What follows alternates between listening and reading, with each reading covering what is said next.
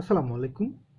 আমরা আলোচনা করছিলাম আসলে জাবেদা নিয়ে। আজকে আমরা আলোচনা করব বিক্রয় সংক্রান্ত জাবেদাগুলোকে আমরা আসলে কিভাবে জাবেদার বইতে লিপিবদ্ধ করব। আমরা জানি যে জাবেদার মোট ঘর হচ্ছে আমাদের 5টা। 1 নম্বরে আসে হচ্ছে তারিখ, তারপর হচ্ছে হিসাবের নাম বা বিবরণ, তারপর আমরা লিখি হচ্ছে খতিয়ান পৃষ্ঠা, এরপরে আমরা দিই হচ্ছে ডেবিট টাকা, ক্রেডিট টাকা। সো জাবেদার এই 5টা ঘর থাকে, এটা একটু মনে রাখার চেষ্টা করবেন। এটা সাধারণ জাবেদার ক্ষেত্রে। আর আজকে আমরা জানবো হচ্ছে মূলত বিক্রয় সংক্রান্ত লেনদেনগুলোকে আমরা কিভাবে জাবেদাভুক্ত করব। তাই আমরা গত ক্লাসগুলোতে দেখেছিলাম যে আমরা যখন বিক্রয়ের উদ্দেশ্যে কোনো কিছু ক্রয় করি সেটাকে আমরা বলি হচ্ছে পণ্য। আর সেই পণ্যটা ক্রয় করার আমাদের উদ্দেশ্য থাকে হচ্ছে বিক্রি করা, বিক্রি করে কিছু মুনাফা করা। এখন এই বিক্রয়টা কিন্তু আমরা বিভিন্নভাবে করতে পারি। যেমন আমরা চাইলে কিন্তু বিক্রয়টা কিন্তু নগদে করতে পারি, আবার আমরা চাইলে কিন্তু এটা ব্যাংক চেকের মাধ্যমেও করতে পারি, আমরা বিক্রয়টা কিন্তু বাকিতেও করতে পারি, বিলের মাধ্যমেও করতে পারি। বর্তমান সময়ে তো আরও আপডেট, এখন মোবাইল লেনদেন হচ্ছে, তো মোবাইলের মাধ্যমে যে কোনো অ্যাপস ব্যবহার করে খুব সহজেই কিন্তু আমরা বিক্রি করতে পারি। এখন মোরাল অফ দ্য স্টোরি বা মুদ্রার কথাটা হচ্ছে, আমরা যেভাবেই বিক্রি করি না কেন বিক্রয় হচ্ছে একটা প্রতিষ্ঠানের জন্য আয়বাচক হিসাব। তো বিক্রি করলে আয় হয়, আর আয় বৃদ্ধি পেলে আমরা জানি যে ক্রেডিট হয়। তো আমরা যেভাবেই বিক্রি করি না কেন বিক্রয় হিসাব হবে ক্রেডিট।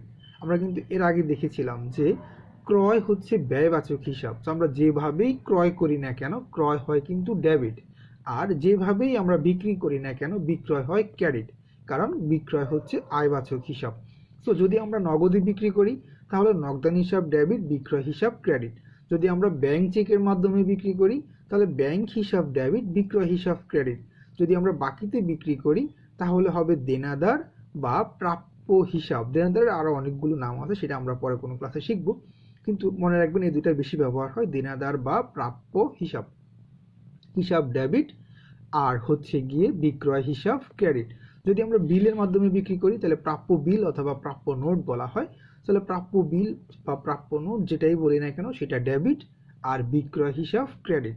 তার মানে কি খেয়াল করেছেন, আমরা যখনই বিক্রি করতেছি আমরা কিন্তু বিক্রয় হিসাবকেই কিন্তু বারবার ক্রেডিট করতেছি। এখন ধরুন বিগ অ্যামাউন্ট, বড় অ্যামাউন্টগুলোর ক্ষেত্রে কি হয়, একসাথে সে নগদ টাকা দিতে পারতেছে না, সে কি করলো, সে কিছু টাকা নগদে দিল, কিছু টাকা ব্যাংকের মাধ্যমে দিল।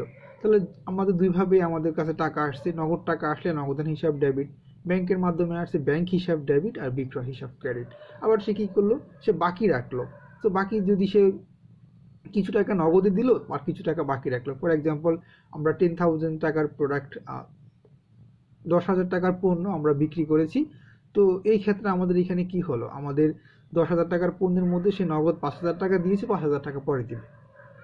সো দুইটা কিন্তু এখানে কিন্তু একটা লেনদেনের জন্য কিন্তু আমরা দেখতে পারতেছি নগদে 5,000 টাকা পেয়ে গেছি আর 5,000 টাকা বাকি।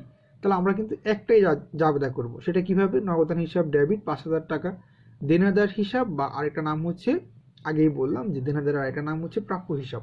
তো দেনাদার হিসাব ডেবিট অথবা প্রাপ্য 5,000 টাকা বা প্রাপ্য হিসাব ডেবিট 5,000 টাকা। তার মানে আমরা ডেবিটের ঘরে বসাবো 10,000, নগদের জন্য 5 আর বাকির জন্য 5, আর একই সাথে বিক্রয়ের জন্য আমরা একসাথে ক্রেডিটের দিকে বসাই দিব হচ্ছে 10,000 টাকা। এভাবে করে কিন্তু হিসাবগুলো কিন্তু খুব জটিল না। আমাদের মূল বিষয়টা হচ্ছে যে আমরা যেভাবেই বিক্রি করি না কেন আমাদের বিক্রয় হিসাবটা কিন্তু ক্রেডিটই হবে, আর সেটা অবশ্যই কিন্তু পণ্য হতে হবে। পণ্য হলেই কিন্তু আমরা বিক্রয় লিখব।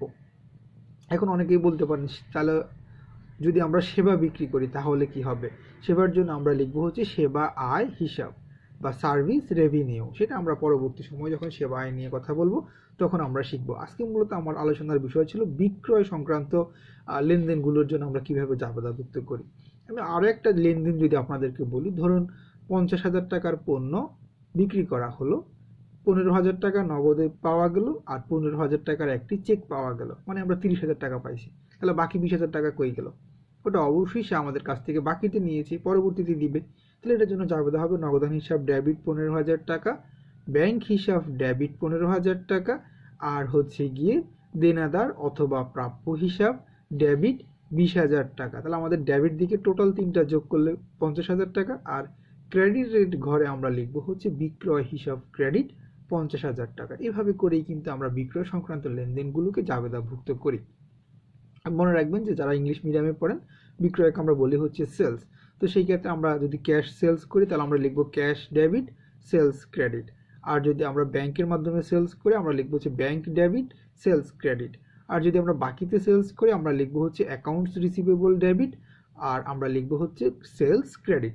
একই সাথে হচ্ছে যদি আমরা বিলের মাধ্যমে সেল করি তাহলে আমরা লিখবো হচ্ছে অ্যাকাউন্টস, এখানে আমরা লিখবো না, আমরা এখানে লিখবো হচ্ছে নোটস রিসিভেবল। অ্যাকাউন্টস রিসিভেবলের জায়গায় নোটস রিসিভেবল অথবা বিলস রিসিভেবল বলা হয়, ডেবিট আর হচ্ছে গিয়ে সেলস ক্রেডিট।